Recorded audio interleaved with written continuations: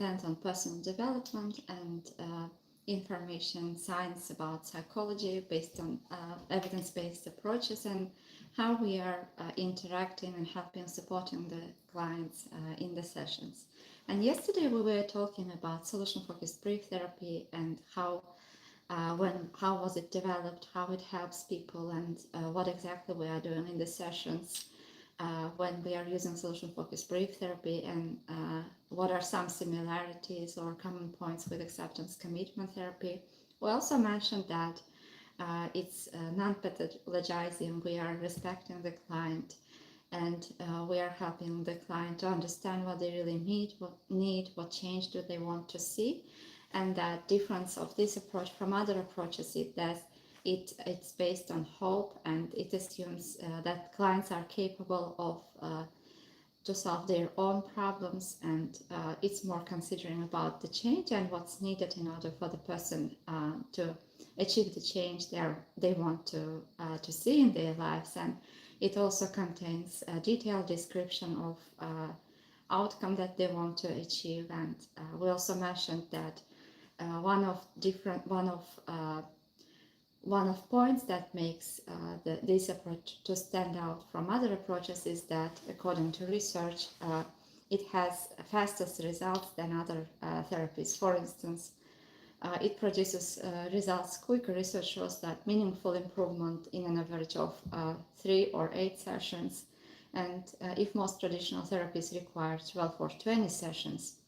And it's important because it increases access to therapy. Not everyone has an access to have a therapy for a very long period of times. And today we will continue to speak about solution-focused brief therapy.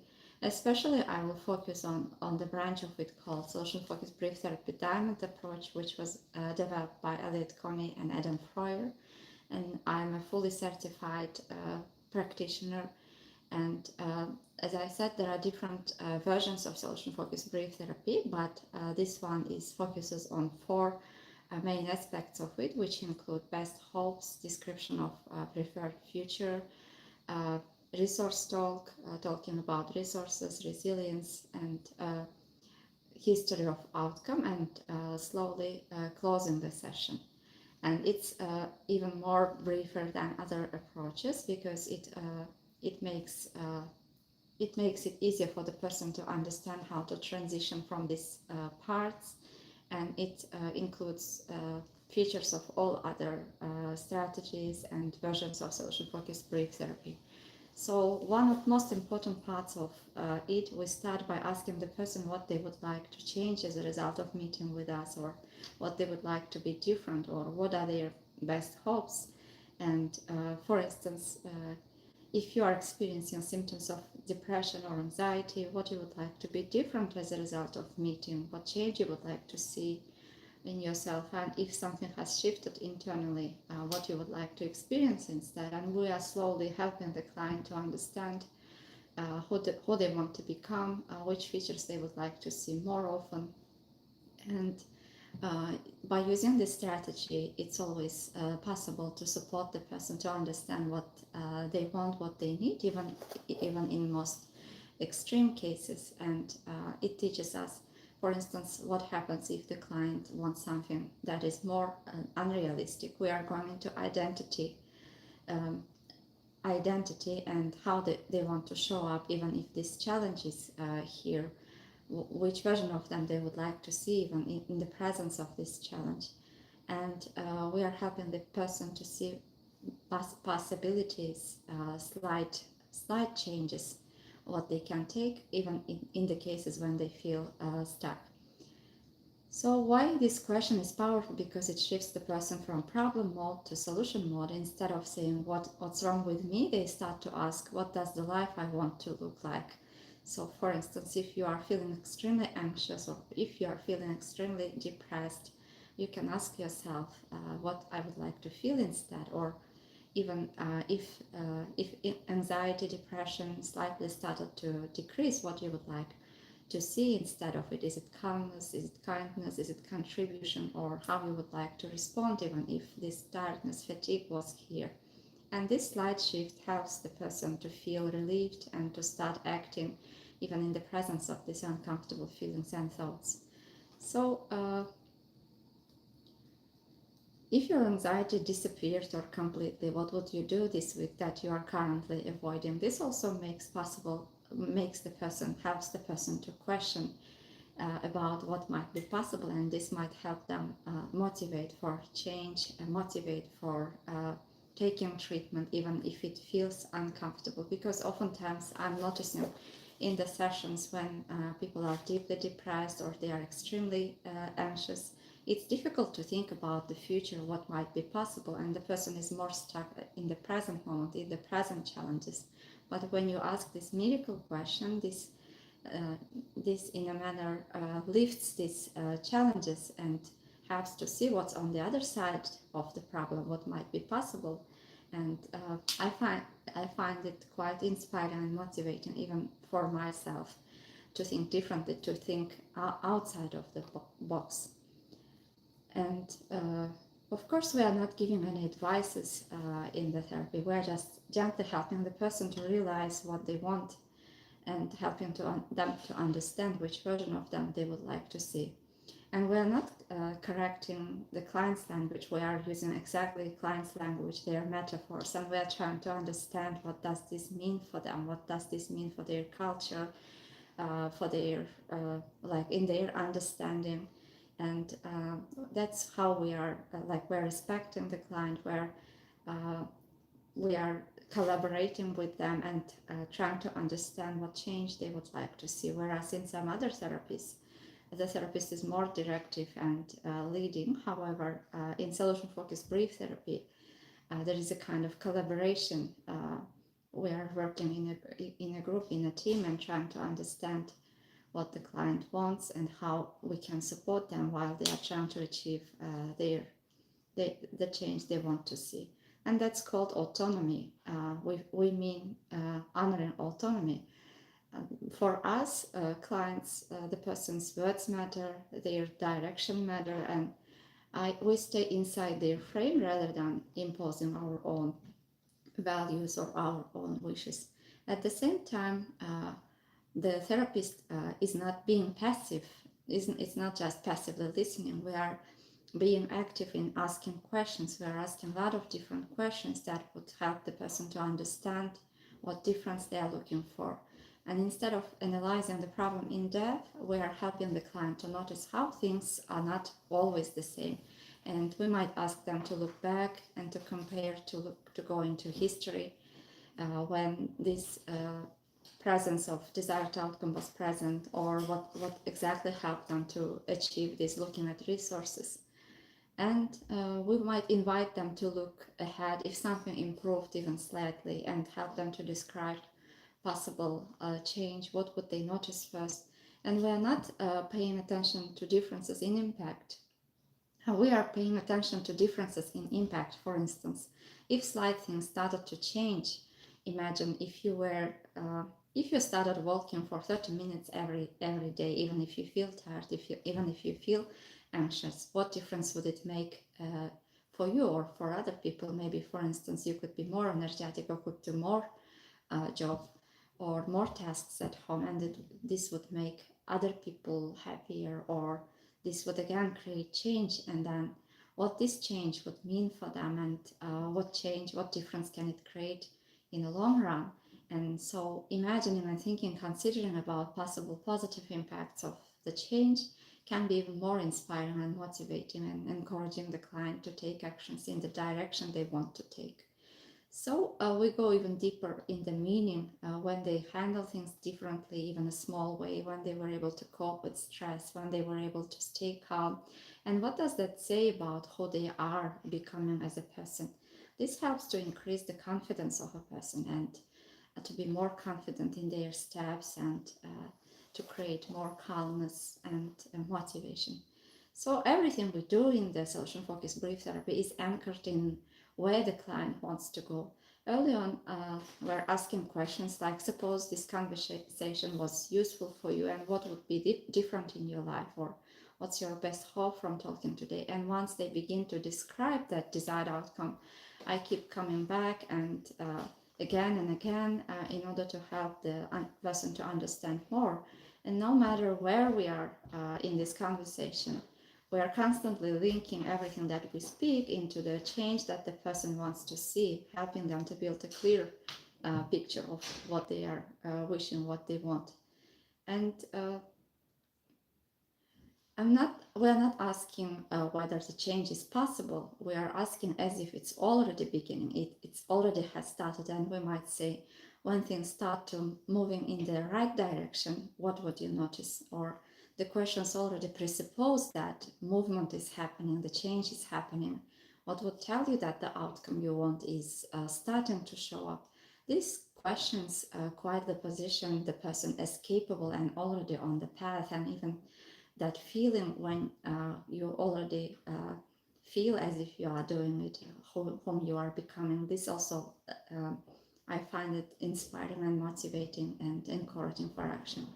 And even when a person says, I don't know, or express hesitation, doubt about themselves, we continue to believe and we stay with their beliefs. And we might gently ask, if you did know, what might you say?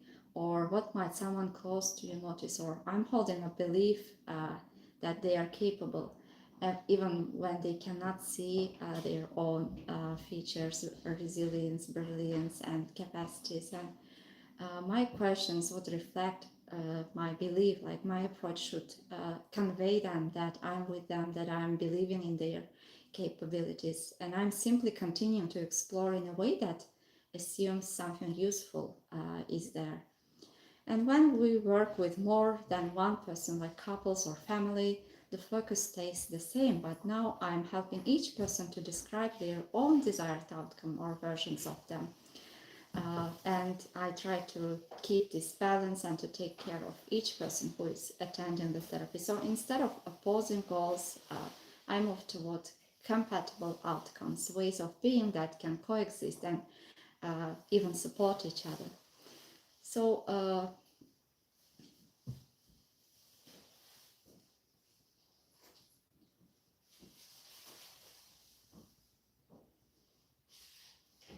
and again, we are going into the history in the moments when the person was able to see this change or to experience that version of them that they wanted to see. For instance, if they were depressed or anxious for a very long period of time, what were some times when they noticed things getting through, when they were getting through a hard moment, even in a small way, and what does it say about them? What does continue to show up each day mean about the kind of person they are? And what are small change they describe starts happening more often? What difference will that make in your life? And how will you know that things are moving toward what you want for yourself? What will the people around you that notice about when that shift happens? And as you begin to notice even small shifts, what do you think will help you to build on them, and what have you already been doing even unintentionally that has helped you to get through harder moments? So these questions help the person to understand which qualities, which resources they have and what are they capable of, and helps to increase their confidence. The next section is exception questions. In Diamond Model, these exception questions are already included into history. And it's important to consider about exceptions, about moments, for instance, if the person has constant problems, constant challenges, to look in details, to look closer at moments when the problem isn't there, or problem that less, or challenge is less. And paying attention to those moments can help to find out solutions, insight about how you can cope with the challenge, or how you can help the person to achieve what they want to achieve. For instance, when the problem was less present or not there at all, what difference, what was different in those moments? And because it reveals that problem is not always the same intensity, and in those different moments, the clues to the solution that included. For instance, if somebody is experiencing anxiety, we can ask, can you remember a day when anxiety was less? And for instance, they might realize that they were less anxious when they were spending more time outside in nature, and they will find for themselves that nature movement would help them to feel less anxious, less depressed.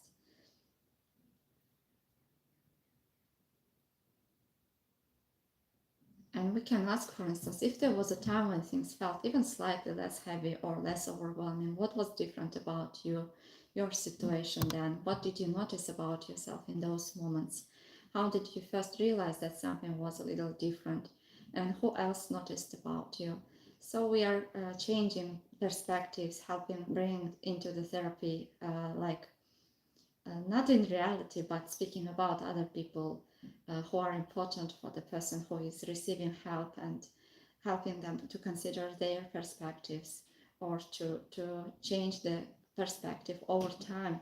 For instance, speaking, if these improvements continue to take place, what would be different? For instance, if you were able to regulate anxiety better, what would be different in 10 years? If you were able to succeed or to do your work even despite anxiety, or if you were slightly improving and decreasing depression symptoms for 1 year, what would be possible in 1 year?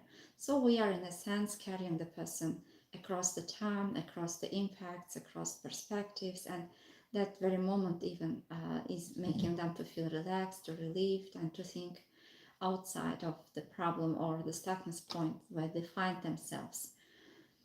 And when we are going into the history of the outcome, we're also helping the client to understand which environments, which people, what was there about them that helped them to achieve those outcomes, and what difference did it make in the past for other people, for them, and was it useful? And this helps to give insights about what might be possible if they might try to use these resources, or what was helping them for the current problems, current challenges.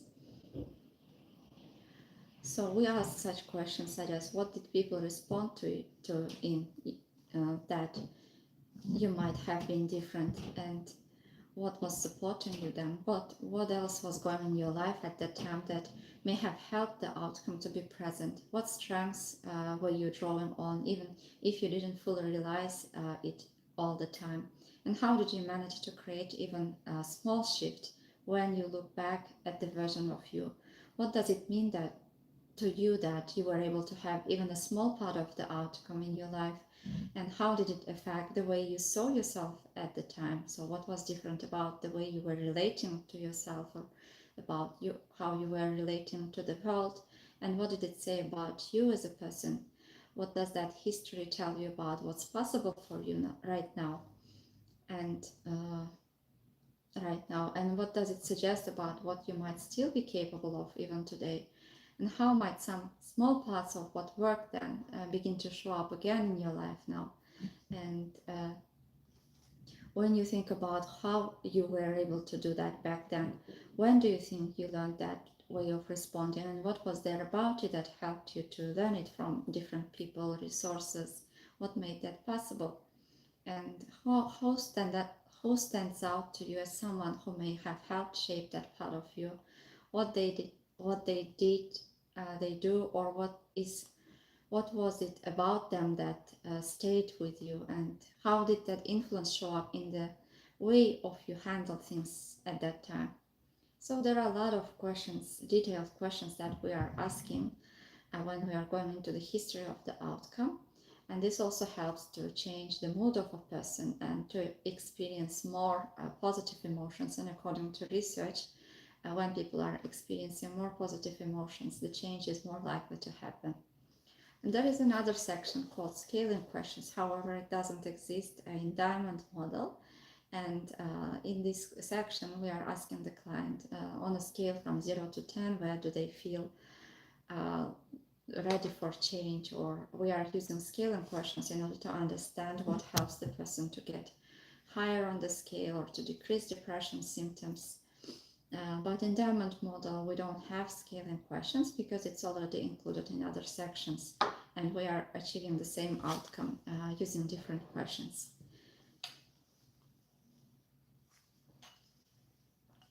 And the next section called Strengths and Resource Exploration. Strengths and resources. This technique is especially transformative in depression. Depression makes a person's own strengths invisible to them, and solution-focused brief therapy brings them to light. Questions might include: what helped you to get through this difficult period? How did you get out of a similar difficult time in the past? How would someone who knows you well describe your strengths? What keeps you getting out of bed despite feeling this hard? Every answer to these questions is a strength resource, and these resources already exist within the person. And this approach simply shines a light in that direction. So, for instance, when you imagine yourself as someone who feels even a small amount of joy or meaning in your work, what qualities in you would need to show up even just a little? And in the same time, I'm going to stay curious about you. Can you think of a time, even a small one, when you handled something difficult in your work or life, and what helped you to get through that, and what personal strengths did you draw on in that moment? So we are slowly asking questions that help the person to realize their own resilience, their capabilities, strengths that maybe they forgot, and we are using different shift in perspectives, because sometimes it can be difficult for the person to compliment themselves or to become aware of their own capabilities, but we are slowly asking, for instance, if there was somebody whom you care about, what would they notice about you? Which strategies, which qualities did you use in order to solve the problems, to overcome the problems? And what might you notice, what might they notice about how you keep showing up? What was helping you? How did you learn to do that? Was it something you developed over time, or something you picked up from someone important in your life? And who in your life believes in you even a little? What do they see in you that you might lose sight of when things feel like that?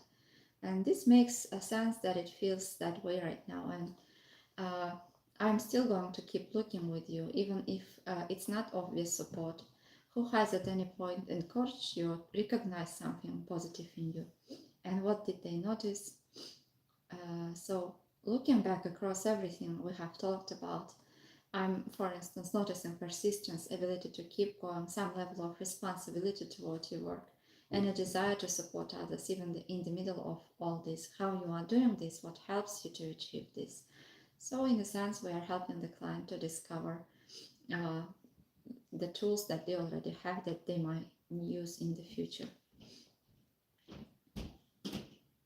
And we are also often validating the client's feelings, helping them to see positive points in them, and we are actively validating and reflecting their strengths back to them.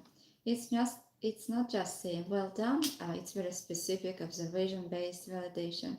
And in life also, we are more likely to notice negative things, problems, and we are more critical about others and about ourselves. However, it's more difficult to notice positive points, positivities, things we feel grateful for. And when we are intentionally trying to see brilliance and positive points in the people, it creates a positive impact on everyone. And as a solution-focused brief therapist, we are trying to see good in people. We are trying to notice positive points. For instance, coming here for this session, maybe it was difficult for you, but you are spending your time here. You are trying to learn something new in order to become a better version of you. And maybe you feel tired, maybe it's late, maybe you feel fatigued, but you are still here and trying to learn. This tells something about you, that the very fact that you did this shows your strength and resilience.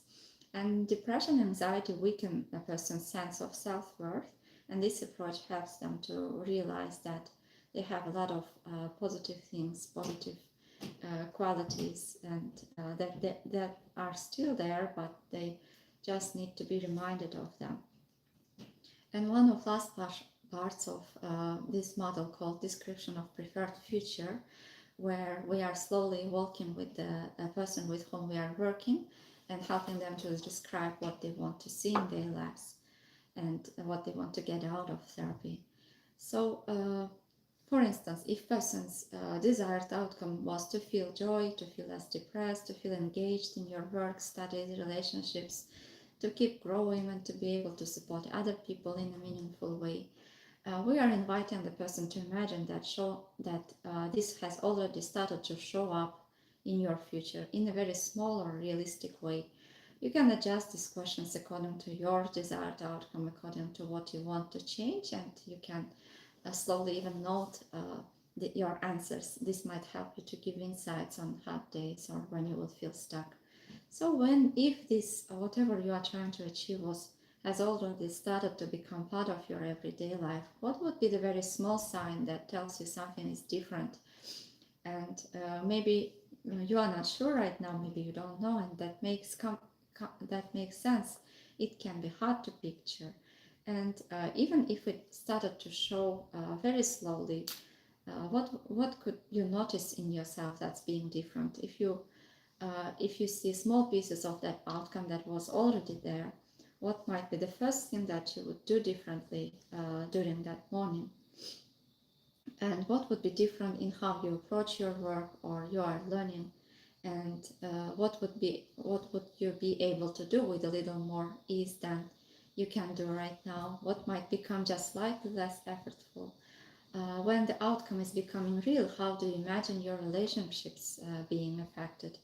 How would you relate to others, to yourself differently? And how might you relate to your work, to your studies, or to stress? What might people close to you say about the changes they see in you? What would they notice about how you show up? And what would they recognize as a positive shift, even if it's small? And when things are moving in the right direction, even slowly, what small details would reassure that you are on the right path and approaching your goals? And if this outcome continues to grow over time, how might you spend your free time differently? What might you find yourself wanting to do again or trying even in a small way? And what stands out to you most about the kind of person you are becoming in the future? How does that connect with what matters to you, whether it's growing, working hard, or supporting others? And if tomorrow anxiety or depression was just one step better, what would be the first thing that you would notice? So these are questions that we are asking to help the person to describe the desired change they want to see. And this is one of the last sections that we are doing, and then we are asking for feedback and telling that if this was useful, if you wish, we can reconnect again. And everything, you can try to keep an exception journal this week. Was there a moment today or this week when anxiety or sadness felt a little lighter? What was different in those moments? And after 7 days, look back, you will see a pattern, and that pattern is your personal solution map. Or you can try to make a strength inventory. You can take a piece of paper and write 5 things that you can still do despite difficult period. And this can be small things. Maybe it's making morning coffee, texting someone, watching this webinar, and every small thing is proof of a strength. And when this proof accumulate, the strength map emerges, and this would show that you are actually making progress, but maybe you just don't notice it. So we've been discussing what is solution-focused brief therapy, what are some types of it, and what we are doing, how we are helping the people who are working with us using this approach. And we also answered the questions, how many sessions that SFBT take. It can take for some people, even 3 sessions might be enough. For some people, a lot of time may take, it's very individual according to individual needs, but according to research, change is happening faster while using this approach. And is SFBT appropriate for all age groups? Yes, it can be adapted to children. We are using it with teens, with older people, with older adults, especially effective for children. It can be integrated with play therapy. So today we went on a truly valuable journey, and you are far more powerful than you think. Even in the difficult moments, solutions are within you, and sometimes all that is needed is the right question.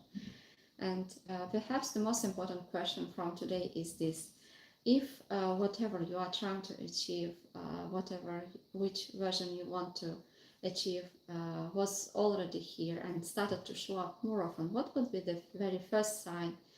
What would be the very first sign that this is already happening? And what's the worst thing would be different in your life? If this webinar was helpful, don't forget to subscribe and turn on your notifications. And if you have any further detailed questions, you can leave your questions in the comments. And don't forget to share this video with the people whom you think might benefit from it. Subscribe if you haven't, and take good care of yourself. Have a nice weekend. See you in the next videos again.